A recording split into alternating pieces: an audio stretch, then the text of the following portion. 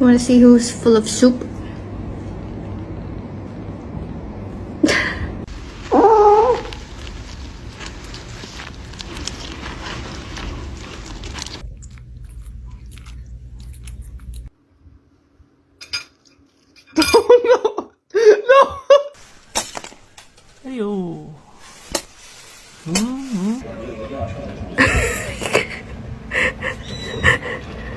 Me cuesta trabajo entender cómo de verdad hay gente que todavía no entiende la puta vibra, güey.